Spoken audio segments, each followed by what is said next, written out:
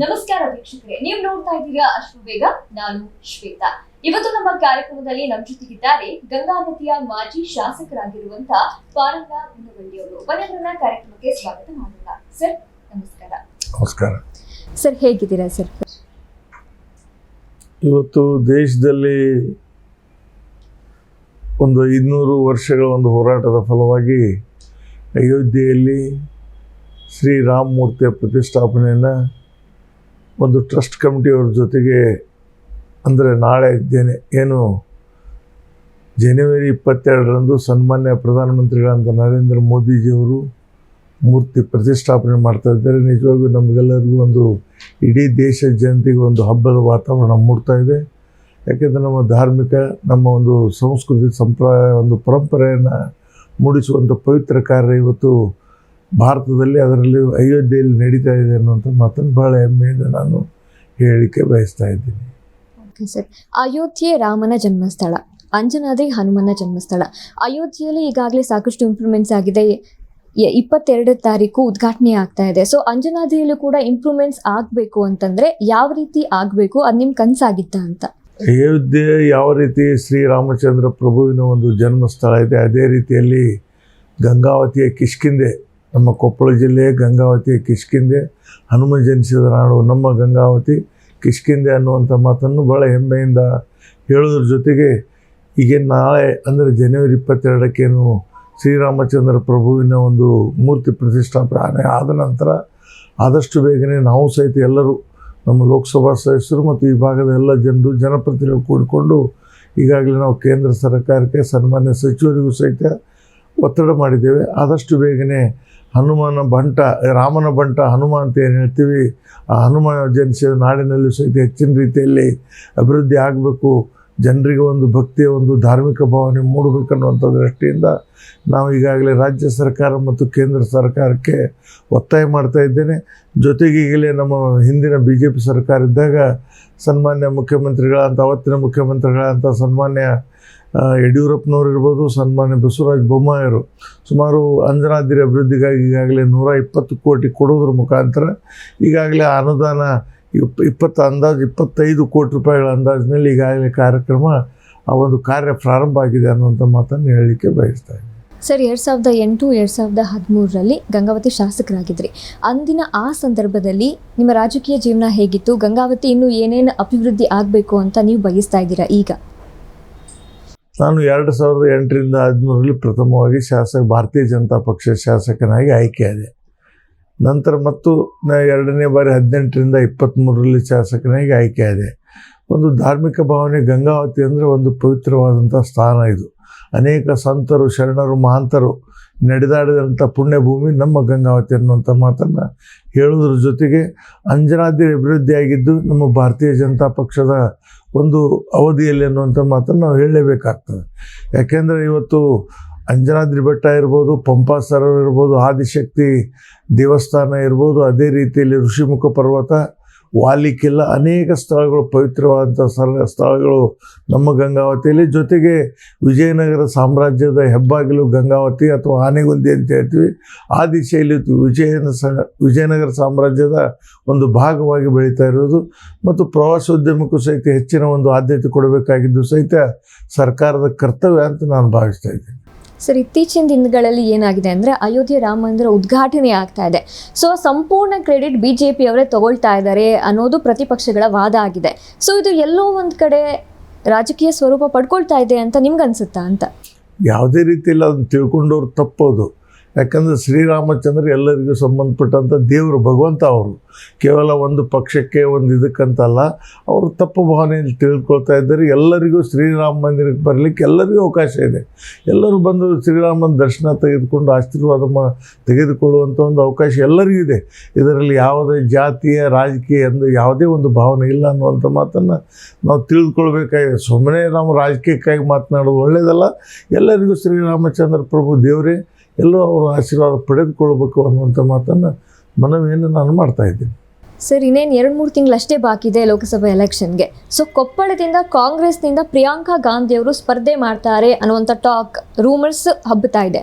So BJP ಕಡೆಯಿಂದ ಯಾರು ಸ್ಪರ್ಧೆ ಮಾಡ್ಬೋದು? ನೀವು ಕೂಡ ಆಕಾಂಕ್ಷಿಯಾಗಿದ್ದೀರಾ ಅಂತ?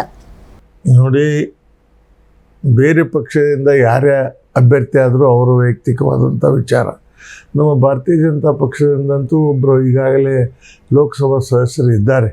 ಅವರು 2 ಬಾರಿ ಈಗಾಗಲೇ ಲೋಕಸಭಾ ಸದಸ್ಯರಾಗಿ ಆಯ್ಕೆಯಾಗಿದ್ದಾರೆ ಮತ್ತು 3 ಬಾರಿ 2009ರಿಂದನೂ ಸಹಿತ 2009, 14, 19 3 ಬಾರಿನೂ ಇದು BJPಯ ಒಂದು ಲೋಕಸಭೆ ಒಂದು ಭದ್ರ ಸ್ಥಾನ. ಇದು 3 ಬಾರಿ ಲೋಕಸಭಾ ಸದಸ್ಯರು BJPಯವರು. ಆದ ಕಾರಣ ನಾವು ಈಗಾಗಲೇ ಲೋಕಸಭಾ ಸದಸ್ಯರು ಇರೋದರಿಂದ ನೋಡೋಣ ಅಂತ ನಮ್ಮ ಹೈಕಮಾಂಡ್ ಯಾವುದು ನಿರ್ಣಯ ತೆಗೆದುಕೊಳ್ತದೆ. ನಮ್ಮ ಅಭಿಪ್ರಾಯದ ಪ್ರಕಾರ ಈಗಿದ್ದಂಥವರು ಸಹಿತ ಸಾಕಷ್ಟು ಕಾರ್ಯವನ್ನು ಮಾಡಿದ್ದಾರೆ. ಅದಕ್ಕೆ ಹೆಚ್ಚಿನ ಆದ್ಯತೆ ಕೊಟ್ಟರೆ ಒಳ್ಳೆಯದು ಅನ್ನುವಂಥ ಭಾವನೆ ನನ್ನದು. ಓಕೆ ಸರ್, ನಮಗೆ ಸ್ವಾತಂತ್ರ್ಯ ಬಂದಾಗಿನಿಂದ ಹಲವು ವರ್ಷಗಳ ಕಾಲ, ಸುಮಾರು 60 ವರ್ಷಗಳ ಹೆಚ್ಚಿನ ಕಾಲ ಕಾಂಗ್ರೆಸ್ ಅಧಿಕಾರದಲ್ಲಿತ್ತು. ಸೊ ಇತ್ತೀಚಿನ ದಿನಗಳಲ್ಲಿ BJP ಬಂದಿದೆ. ಸೊ ಕಾಂಗ್ರೆಸ್ ಇದ್ದಾಗಿನಿಂದ ಈಗವರೆಗೂ ಏನೇನು ಡೆವಲಪ್ಮೆಂಟ್ಸ್ ಆಗಿದೆ ಅಂತ ನಿಮ್ಗೆ ಅನಿಸುತ್ತೆ? ಈಗ BJP ಬಂದಿದೆಯಲ್ಲ, ಏನೇನು ಚೇಂಜಸ್ ಮಾಡಿದ್ದಾರೆ BJPಯವರು ಅಂತ? ನೋಡಿರಿ, BJP ಇದ್ದಾಗ ಸಾಕಷ್ಟು ಒಂದು ಧಾರ್ಮಿಕ ಭಾವನೆ ತೆಗೆದುಕೊಂಡಾಗ ಎಲ್ಲ ದೇವಸ್ಥಾನಗಳ ಅಭಿವೃದ್ಧಿನೂ ಸಾಕಷ್ಟು ಆಗಿದ್ದಾವೆ. ಯಾಕೆಂದರೆ ನಮ್ಮ ಧರ್ಮ ಉಳಿಬೇಕು, ನಮ್ಮ ಸಂಸ್ಕೃತಿ ಉಳಿಬೇಕು, ಮುಂದಿನ ಯುವ ಪೀಳಿಗೆಗೆ ನಾವು ಒಂದು ಸಂಸ್ಕೃತಿಯನ್ನು ತಿಳಿಸ್ಕೊಡ್ಬೇಕಾಗಿದ್ದು ಸಹಿತ ನಮ್ಮೆಲ್ಲರ ಒಂದು ಆದ್ಯ ಕರ್ತವ್ಯ. ಸಾಕಷ್ಟು ಕಾರ್ಯಗಳು, ಶಿಕ್ಷಣ, ನೀರಾವರಿ, ಜೊತೆಗೆ ಉದ್ಯೋಗ, ಅನೇಕ ವಿಷಯಗಳಲ್ಲಿ ಸಹಿತ ಸಾಕಷ್ಟು ಕಾರ್ಯವನ್ನು ಮಾಡಿದಂಥ ಕೆಲಸವನ್ನು BJP ಸರ್ಕಾರ ಮಾಡಿದೆ. ಕೇವಲ 2 ಅಥವಾ 3 ಪೀರಿಯಡ್ BJP ಅಧಿಕಾರದಲ್ಲಿ ಇರ್ಬೋದು. ಅದು ಸುಮಾರು 50 ವರ್ಷಗಳ ಕಾಲ ಕಾಂಗ್ರೆಸ್ ಅಧಿಕಾರ ನಡೆಸಿದೆ. ಅವ್ರಿಗಿಂತ ಹೆಚ್ಚಿನ ಒಂದು ಅನುದಾನವನ್ನು ನೀಡೋದ್ರ ಮುಖಾಂತರ ಹೆಚ್ಚಿನ ಕಾರ್ಯಗಳನ್ನು ಮಾಡಿದಂಥ ಏನಾದರೂ ಕಾರ್ಯ ನಡೆದರೆ ಅದು BJP ಸರ್ಕಾರದಿಂದ ಅನ್ನುವಂಥ ಮಾತನ್ನು ನಾನು ಹೇಳಲಿಕ್ಕೆ ಬಯಸ್ತಾ ಇದ್ದೀನಿ. ಸರ್, ನೀವು ಹೇಳ್ದಂಗೆ BJP ಪಕ್ಷ ಏನಿದೆಯಲ್ಲ ಅದು ಹಿಂದುತ್ವವಾದಿ ಪಕ್ಷ, ಹಿಂದುತ್ವ ರಾಷ್ಟ್ರ ಮಾಡೋಕೆ ಹೊರಟಿದ್ದಾರೆ ಅಂತ ಹಲವು ಪಕ್ಷಗಳು, ಪ್ರತಿಪಕ್ಷಗಳು ಆರೋಪವನ್ನು ಮಾಡ್ತಾ ಇದೆ. ಸೊ ಇದಕ್ಕೆ ನೀವೇನು ಉತ್ತರ ಕೊಡೋಕೆ ಇಷ್ಟಪಡ್ತೀರಾ? ನೋಡಿ, ನಮ್ಮ ರಾಷ್ಟ್ರ ಭಾರತ, ನಮ್ಮ ರಾಷ್ಟ್ರ ಹಿಂದೂಸ್ತಾನ ಮತ್ತು ಹಿಂದೂಗಳಿರೋದೇ ನಮ್ಮ ಭಾರತದಲ್ಲಿ, ಹಿಂದೂಸ್ತಾನದಲ್ಲಿ ಅಂದ ಹೊತ್ನ್ಯಾಗ ನಾವು ಬೇರೆಯವ್ರ ಬಗ್ಗೆ ಯಾವುದೇ ಮಾತಾಡೋದ್ರಲ್ಲಿ ಭಾರತದಲ್ಲಿರೋರು ಎಲ್ಲರೂ ಹಿಂದೂಗಳು ಅನ್ನುವಂಥ ಮನೋಭಾವನೆಯನ್ನು ನಾವೆಲ್ಲರೂ ಬೆಳೆಸ್ಕೊಳ್ಬೇಕಾಗಿದೆ. ಯಾಕೆಂದರೆ ಕೇವಲ ಹಿಂದೂಸ್ತಾನ ಅಂತ ನಾವು ಕರಿತೀವಿ, ಆದ ಕಾರಣ ಇದು ಹಿಂದೂಗಳ ರಾಷ್ಟ್ರ. ಎಲ್ಲರೂ ನಾವು ಭಾರತದಲ್ಲಿರೋರು ಎಲ್ಲರೂ ಹಿಂದೂಗಳು ಅನ್ನುವಂಥ ಮನೋಭಾವನೆಯನ್ನು ನಾವು ಬೆಳೆಸ್ಕೊಳ್ಬೇಕು. ಸರ್, ಹಲವಾರು ಮಂದಿ ಈಗ BJP ಸಪೋರ್ಟ್ ಮಾಡೋರಲ್ಲ, ಕಾಂಗ್ರೆಸ್ ಸಪೋರ್ಟ್ ಮಾಡೋರಲ್ಲ, ಸಾಮಾನ್ಯ ಜನರು ಕೂಡ ತುಂಬ ಜನ ಹೇಳಿರೋದು ಅಂತಂದರೆ ಅಯೋಧ್ಯೆ ರಾಮ ಮಂದಿರ ನಿರ್ಮಾಣ ಮಾಡೋ ಬದಲು ಸ್ಕೂಲ್ ಆಗಿರ್ಬೋದು, ಹಾಸ್ಪಿಟಲ್ಸ್ ಕಟ್ಬೋದಾಗಿತ್ತು ಸರ್ಕಾರ ಅಂತ ಹೇಳಿದ್ದಾರೆ. ಸೊ ಇದ್ರ ಬಗ್ಗೆ ನೀವೇನು ಹೇಳ್ತೀರಾ ಅಂತ? ನೋಡಿ, ಸ್ಕೂಲ್ನು ಕಟ್ಟಿಸ್ತಾ ಇದ್ದಾರೆ, ಧಾರ್ಮಿಕ ಭಾವನೆಗೆ ಮಂದಿರಗಳನ್ನು ಕಟ್ಟಿಸ್ತಾ ಇದ್ದಾರೆ. ಹಿಂದೆ ಮಹಾಪುರುಷರು ಒಂದು ಮಂದಿರ ಕಟ್ಟೋದ್ರಲ್ಲಿ ತಪ್ಪೇನಿದೆ? ಯಾಕೆ ಬೇರೆ ಜನಾಂಗದಲ್ಲೂ ಸಹಿತ ಈಗ ಎಲ್ಲರೂ ತಮ್ಮ ತಮ್ಮ ಭಾವನೆಗಳ ಅರ್ಥ ಮಾಡಿಕೊಂಡು ಇವತ್ತು ಎಲ್ಲ ಮಸೂತಿಗಳಿದ್ದರೂ ಸಹಿತ ಮಕ್ಕಾಕ್ಕೆ ಹೋಗ್ತಾರೆ. ಮತ್ತು ಅದನ್ನು ಮಕ್ಕಾಕ್ಕೆ ಯಾಕೆ ಹೋಗ್ತಾರೆ ಅನ್ನೋದು, ಅಲ್ಲಿ ಯಾಕೆ ಕಟ್ಟಿಸ್ತಾರೆ ಅನ್ನೋದು ತಪ್ಪು ಅಭಿಪ್ರಾಯ. ನನ್ನ ಅಭಿಪ್ರಾಯದಲ್ಲಿ ಧಾರ್ಮಿಕ ಭಾವನೆಗಳ ಜೊತೆಗೆ ಶಿಕ್ಷಣ, ಆರೋಗ್ಯ ಎಲ್ಲದಕ್ಕೂ ಹೆಚ್ಚಿನ ನೀರಾವರಿಗೆ ಹೆಚ್ಚಿನ ಆದ್ಯತೆಯನ್ನು ಸಹಿತ ಇವತ್ತು ಕೊಡ್ತಾ ಇದೆ ಕೇಂದ್ರ ಸರ್ಕಾರ. ಅದರಲ್ಲಿ ಯಾವುದೇ ತಪ್ಪಿಲ್ಲ, ಅದನ್ನೇ ಕಟ್ಟಿಸ್ಬೇಕಿಂದ ಶಾಲೆಗಳನ್ನು ಕಟ್ಟಿಸೋಣ, ಜೊತೆಗೆ ನೀರಾವರಿಗೆ ಹೆಚ್ಚಿನ ಆದ್ಯತೆ ಕೊಡೋಣ, ಆರೋಗ್ಯಕ್ಕೆ ಹೆಚ್ಚಿನ ಆದ್ಯತೆ ಕೊಡುವಂಥ ಕಾರ್ಯವನ್ನು ಕೇಂದ್ರ ಸರ್ಕಾರ ಮಾಡ್ತಾ ಇದೆ. ಈಗಿರುವ ಅಟ್ ಪ್ರೆಸೆಂಟ್ ಸರ್ ಯುವ ಪೀಳಿಗೆಗೆ ಯಾವ ರೀತಿ ಸರ್ಕಾರ ಬೇಕು? BJP ಸರ್ಕಾರ ಏನೇನು ಕೊಡ್ತಾ ಇದೆ? ನೋಡಿ, ಇವತ್ತಿನ ಪರಿಸ್ಥಿತಿಯಲ್ಲಿ ಪ್ರತಿಯೊಬ್ಬರು ಮಾತನಾಡ್ತಾ ಇರೋ ದೇಶದಲ್ಲಿ ನಾನು ಕಂಡ ಹಾಗೆ ಎಂಥ ಯುವಕರಿರಲಿ ಯಾರೇ ಇರಲಿ, ಭಾರತ ಏನು ಸನ್ಮಾನ್ಯ ನಮ್ಮ ಇವತ್ತಿನ ಪ್ರಧಾನಮಂತ್ರಿ ನರೇಂದ್ರ ಮೋದಿಜಿಯವರು ಮತ್ತೊಮ್ಮೆ ಈ ದೇಶದ ಪ್ರಧಾನಿ ಆಗಬೇಕು ಅನ್ನುವಂಥ ಹೆಮ್ಮೆಯ ಸಂಗತಿ ಪ್ರತಿಯೊಬ್ಬರಲ್ಲಿ ನಾವು ಕೇಳ್ತಾ ಇದ್ದೇವೆ. ಇವತ್ತು ನೀವು ಯಾವುದೇ ಯುವಕರಲ್ಲಿ ಹೋಗ್ರಿ, ಯಾವುದೇ ಜನಾಂಗದವರಲ್ಲಿ ಹೋಗ್ರಿ, ಯಾರೇ ಹಿರಿಯರಲ್ಲಿ ಹೋಗ್ರಿ, ಯಾರು ಮಹಿಳೆಯರಲ್ಲಿ ಹೋದರೂ ಸಹಿತ ಅವರಲ್ಲಿ ಒಂದೇ ಭಾವನೆ ಇದೆ, ಮತ್ತೊಮ್ಮೆ ಈ ದೇಶದ ಪ್ರಧಾನಮಂತ್ರಿ ನರೇಂದ್ರ ಮೋದಿಜಿಯವರು ಆಗಬೇಕನ್ನುವಂಥ ಭಾವನೆಯನ್ನು ಪ್ರತಿಯೊಬ್ಬರಲ್ಲಿ ನಾವು ಕಾಣ್ತಾ ಇದ್ದೀವಿ. ಸರ್, ಈಗ ನಮ್ಮ ಸಂಸ್ಥೆ ಅಂದರೆ ಅಶ್ವರಾಮಾನುಜ ಮೀಡಿಯಾ ಪ್ರೈವೇಟ್ ಲಿಮಿಟೆಡ್ ವತಿಯಿಂದ ಜನವರಿ 22ರಂದು ಅಲ್ಲಿ ಅಯೋಧ್ಯೆಯಲ್ಲಿ ಉದ್ಘಾಟನೆ ಆಗ್ತಾ ಇದೆ. ಅಂಜನಾದ್ರಿ ಬೆಟ್ಟದಲ್ಲಿ ನಾವು 9 ಅಡಿ ಎತ್ತರದ ರಾಮನ ಪ್ರತಿಷ್ಠಾಪನೆ ಮಾಡ್ತಾ ಇದ್ದೀವಿ. ಅಂದರೆ ಅಲ್ಲಿ ರಾಮ, ಇಲ್ಲಿ ಹನುಮ ಒಂದು ನಿಟ್ಟಿನಲ್ಲಿ. ಸೊ ಇದಕ್ಕೆ ನಿಮ್ಮ ಪ್ರತಿಕ್ರಿಯೆ ಏನು ಸರ್?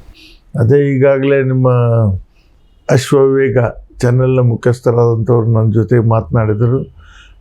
ನೋಡಿ, ರಾಮನ ಮೂರ್ತಿ 22ಕ್ಕೆ ಅಲ್ಲಿ ಪ್ರತಿಷ್ಠಾಪನೆ ಆಗ್ತಾಯಿದೆ. ಹನುಮ ಜನಿಸಿದ ನಾಡು ಮತ್ತು ರಾಮನ ಬಂಟ ಹನುಮ ಅನ್ನುವಂಥ ಒಂದು ಏನು ಇದು ಇದೆ, ಅದೇ ರೀತಿಯಲ್ಲಿ ಇಲ್ಲೂ ಸಹಿತ 9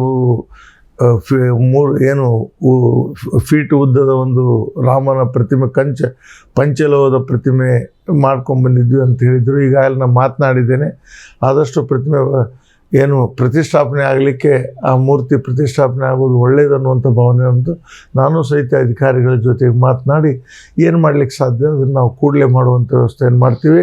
ನಾನು ಈಗಾಗಲೇ ನಿಮ್ಮ ಮುಖ್ಯಸ್ಥರಾದಂಥ ರಾಮಚಂದ್ರವ್ರಿಗೆ ಹೇಳಿದೆ, ಇನ್ನೂ ಒಂದು ತಿಂಗಳು ಮುಂಚೆಗೆ ಬಂದಿದ್ದರೆ ನಾವು ಇನ್ನೂ ಇದನ್ನು ಹೆಚ್ಚಿನ ರೀತಿಯಲ್ಲಿ ಜನರಿಗೆ ಪ್ರಚಾರ ಮಾಡೋ ರೀತಿಯಲ್ಲಿ ನಡೆಸಬೇಕಾಯಿತು. ಅನಿವಾರ್ಯ ಇವತ್ತು ಬಂದಿದೆ. ಆದ ಕಾರಣ ಅದನ್ನು ವಿಷಯವನ್ನು ಆದಷ್ಟು ಬೇಗನೆ, ಯಾಕಂದರೆ ಈಗಾಗಲೇ ನಾವು ನೋಡಿದ್ವಿ, ಕೆಳಗೆ ಮೇಲೆ ಹೋದರೆ ಅಂಜನಾದ್ರಿ ಬೆಟ್ಟ ಮೇಲೆ ಮೂರ್ತಿ ಇದೆ, ಕೆಳಗಡೆ ಪಾದುಕೆಗಳಿದೆ, ಹನುಮಪ್ಪನ ಆಂಜನೇಯನ ಪಾದುಕೆ ಇದೆ, ಅಲ್ಲೇ ಪ್ರತಿಷ್ಠಾಪನೆ ಆದರೆ ಒಳ್ಳೆಯದು ಅನ್ನುವಂಥ ಭಾವನೆ ಇದೆ. ಯಾಕಂದರೆ ಎಲ್ಲರಿಗೂ ಮೇಲೆ ಹೋಗ್ಲಿಕ್ಕೆ ಆಗೋದಿಲ್ಲ. ಆದ ಕಾರಣ ಕೆಳಗೆ ಈಗೇನು ಪಾದುಕೆ ಇದೆಯಲ್ಲ, ಶ್ರೀ ಆಂಜನೇಯ ಸ್ವಾಮಿಯ ಪಾದುಕೆ ಇದ್ದದ್ದೇ ಏನು ಶ್ರೀರಾಮಚಂದ್ರನ ಮೂರ್ತಿ ಪ್ರತಿಷ್ಠಾಪನೆ ಆದರೆ ಒಳ್ಳೆಯದು. ಯಾಕಂದರೆ ಅದಕ್ಕಿಂತ ಒಂದು 2 ಫೀಟ್ ಎತ್ತರದಲ್ಲಿ ಈಗೇನು ಪಾದುಕೆ ಇದೆಯಲ್ಲ 2 ಫೀಟ್ ಎತ್ತರದಲ್ಲಿ ಆದರೆ ಒಳ್ಳೆಯದು ಅನ್ನೋಂಥ ಅಭಿಪ್ರಾಯ ನಮ್ಮದು. ಎಲ್ಲರೂ ಕೂಡಿಕೊಂಡು ಅದಕ್ಕೆ ಯಾವ ರೀತಿ ಮಾಡಬೇಕು ಅನ್ನೋ ವಿಚಾರ ಮಾಡ್ತೀವಿ. ಸರ್, ಅಯೋಧ್ಯೆ ರಾಮ ಮಂದಿರ ಉದ್ಘಾಟನೆ ಆಗ್ತಾ ಇದೆ 22ನೇ ತಾರೀಕು. ಸೊ ನಿಮಗೆ ಏನಾದರೂ ಪ್ಲ್ಯಾನ್ಸ್ ಇದೆಯಾ ಅಯೋಧ್ಯೆಗೆ ಹೋಗೋ ಪ್ಲ್ಯಾನ್ಸ್ ಅಂತ? ಇದ್ದರೆ ಯಾವಾಗ ಹೋಗ್ತೀರಾ ಅಂತ? ನಾವು ಅಯೋಧ್ಯೆಗೆ ಈಗ ಹೋಗೋ ಪ್ಲ್ಯಾನ್ಸ್ ಇಲ್ಲ. ನಮ್ಮ ಗ್ರಾಮಗಳಲ್ಲಿ ನಮ್ಮ ಕ್ಷೇತ್ರಗಳಲ್ಲಿ ಪ್ರತಿಯೊಂದು ಆಂಜನೇಯ ಸ್ವಾಮಿ ದೇವಸ್ಥಾನದಲ್ಲಿ, ಶ್ರೀರಾಮ ಮಂದಿರದಲ್ಲಿ ಸಹಿತ ಪೂಜೆ, ಪ್ರತಿಷ್ಠಾಪನೆ, ಹೋಮ ಹವನ ಜೊತೆಗೆ ಪ್ರಸಾದ ವ್ಯವಸ್ಥೆಯನ್ನು ಎಲ್ಲ ಕಡೆ ನಡೀತಾ ಇದೆ. ಪ್ರತಿಯೊಂದು ಗ್ರಾಮಕ್ಕೆ ಹೋದರೂ ನೋಡಿರಿ ಒಂದು ಭಾವನೆ ಇದೆ, ಒಂದು ಮಾತಿದೆ, ಎಲ್ಲ ಹಳ್ಳಿಗೆ ಹೋದರೂ ಹಳ್ಳಿಗೆ ಒಬ್ಬ ಹನುಮಪ್ಪ ಅಂತ ಒಂದು ಶಾಸ್ತ್ರನ ಮಾಡಿಬಿಟ್ಟಿದ್ದಾರೆ ನಮ್ಮವರು. ಎಲ್ಲದರಲ್ಲಿ ಹನುಮದೇವನ ಒಂದು ದೇವಸ್ಥಾನ ಇರುತ್ತೆ, ಅಲ್ಲೇ ಪೂಜೆ, ಪ್ರಸಾದ ಎಲ್ಲ ವ್ಯವಸ್ಥೆಯನ್ನು ಜನರು ಮಾಡ್ತಾ ಇದ್ದಾರೆ. ಪ್ರತಿಯೊಂದು ಗ್ರಾಮದಲ್ಲಿ ಇದು ನಡೀತಾ ಇದೆ. ಸರ್, ನಿಮ್ಮ ಮುಂದಿನ ರಾಜಕೀಯ ನಿಲುವು ಏನಾಗಿರುತ್ತೆ ಅಂತ? ಮತ್ತೊಮ್ಮೆ ಸನ್ಮಾನ್ಯ ಪ್ರಧಾನಮಂತ್ರಿಗಳು ಮೋದಿಜಿಯವರು ಮತ್ತೊಮ್ಮೆ ಪ್ರಧಾನಮಂತ್ರಿ ಆಗಬೇಕು. ಇದು ನಮ್ಮ ಒಂದು 100ಕ್ಕೆ 100ರಷ್ಟು ಆಗ್ತಾರೆ, ಯಾವುದೇ ಸಂಶಯನೇ ಇಲ್ಲ. ಜನರ ಭಾವನೆ ನೋಡಿದರೆ ನಮ್ಮದು ಅಪೇಕ್ಷೆ ಅಂತೂ 100ಕ್ಕೆ 100ರಷ್ಟು ಮತ್ತೊಮ್ಮೆ ಪ್ರಧಾನಮಂತ್ರಿ ನರೇಂದ್ರ ಮೋದಿಯವರು ಆಗ್ತಾರೆ ಅನ್ನೋದರಲ್ಲಿ ಯಾವುದೇ ಸಂಶಯ ಇಲ್ಲ. ಅಂದರೆ ಸರ್, ನಿಮ್ಮ ರಾಜಕೀಯ ನಿಲುವು ಫ್ಯೂಚರಲ್ಲಿ ನೀವು ಏನಾಗಬೇಕು ಅಂತ ಬಯಸ್ತೀರಾ? ನಾನು ರಾಜಕೀಯದಲ್ಲಿ ಇದ್ದೀನಿ, ಈಗ 2 ಬಾರಿ ಶಾಸಕನಾಗಿದ್ದೀನಿ, ಮೊನ್ನೆ ತಾನೇ ಸೋಲನ್ನು ಕಂಡಿದ್ದೀನಿ. ಸಹಜವಾಗಿದ್ದು ಸೋಲುಗಳು ಆದರೂ ಸಹಿತ ಮತ್ತೆ ನಾವು ಬಿ ಜೆ ಪಿ ಪಕ್ಷದ ಒಬ್ಬ ಕಟ್ಟಾಳು, ಶಿಸ್ತಿನ ಸಿಪಾಯಿ. ಏನೇ ಕಷ್ಟ ಬಂದರೂ ಎದುರಿಸ್ತೀವಿ, ಒಳ್ಳೆಯದು ಬಂದರೂ ಎದುರಿಸ್ತೀವಿ. ಆದ ಕಾರಣ ನಾವು ಬಿ ಜೆ ಪಿಯ ಒಂದು ಸಾಮಾನ್ಯ ಕಾರ್ಯಕರ್ತ ಇದ್ದಾಗ ನಾವು ಬಿ ಜೆ ಪಿಯಲ್ಲೇ ಇರ್ತೇವೆ. ಓಕೆ ಸರ್, ಇಷ್ಟೊತ್ತು ನಮ್ಮ ಕಾರ್ಯಕ್ರಮದಲ್ಲಿ ಮಾತನಾಡಿದ್ದಕ್ಕೆ ಧನ್ಯವಾದ ಸರ್. ನಮಸ್ಕಾರ ವೀಕ್ಷಕರೇ, ಇದಾಗಿದ್ದು ಈಗಿನ ಅಪ್ಡೇಟ್ಸ್. ಮತ್ತಷ್ಟು ಅಪ್ಡೇಟ್ಸ್ಗಾಗಿ ನೋಡ್ತಾ ಇರಿ ಅಶ್ವಪಿಕಾ ನ್ಯೂಸ್.